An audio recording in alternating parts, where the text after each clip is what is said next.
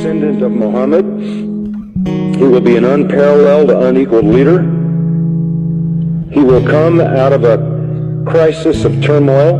He will take control of the world. He will establish a new world order. He will destroy all who resist him. He will invade many nations. He will make a 7-year peace treaty with the Jews. He will conquer Israel and massacre the Jews. He will establish Islamic world headquarters at Jerusalem. He will rule for 7 years, establish Islam as the only religion. He will come on a white horse with supernatural power. He will be loved by all people on earth. So Jesus will return. Yes, Muslims believe that Jesus will come again. They believe in the return of Jesus.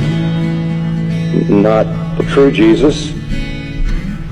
The Jesus of Islam, not God, didn't die, didn't rise, didn't provide a sacrifice for sin, but he does return.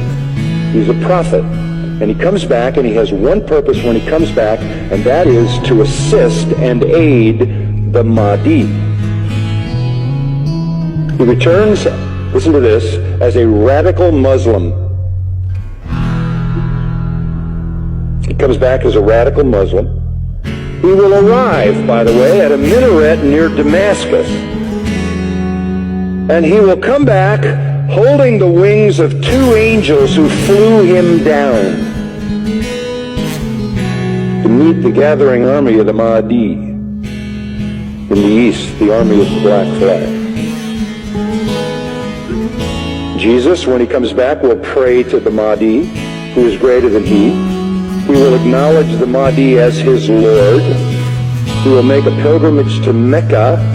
He will worship Allah, and thus he will lead all Christians who will follow him to reject their notion of Jesus and accept the real Jesus, who is nothing but a prophet and a man. He will establish worldwide Sharia law.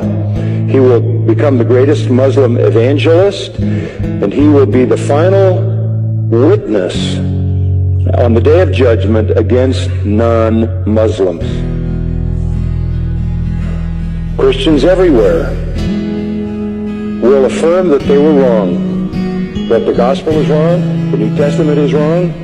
He didn't die. He didn't rise. He isn't God. He isn't the Son of God. He himself will come back and point out how wrong we've been. He will correct all misinterpretations and all misrepresentations. Let me quote what their literature says. He will shatter crosses.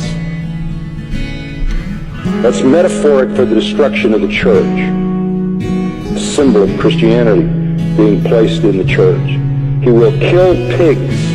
He will abolish the tax on non-Muslims because there won't be any living non-Muslims. Can't tax dead people. And then he will do one more thing. He will kill the Islamic Antichrist. He will kill the Islamic Antichrist. Then he will die and be buried by Muhammad, but not until he has destroyed Christianity by revealing who he really is. One of their writings says he espouses the cause of the Mahdi. He is the Mahdi's executioner. He is the Mahdi's enforcer. He is the Mahdi's prophet. And it is he who kills the Antichrist. That leads me to the third person. The Antichrist will show up. The Muslims call him Dajjal. He is the great deceiver. He comes to earth on a mule, and he's blind in one eye. He is an infidel. He is a false miracle worker. This Antichrist, this Islamic Antichrist. But you know who he claims to be? He claims to be Jesus, the Son of God. He claims to be deity. He will attempt to stop the Mahdi and the true Jesus, but the true Jesus will slaughter him. This is their view of the true Christ. Our Jesus is their Antichrist. Our Antichrist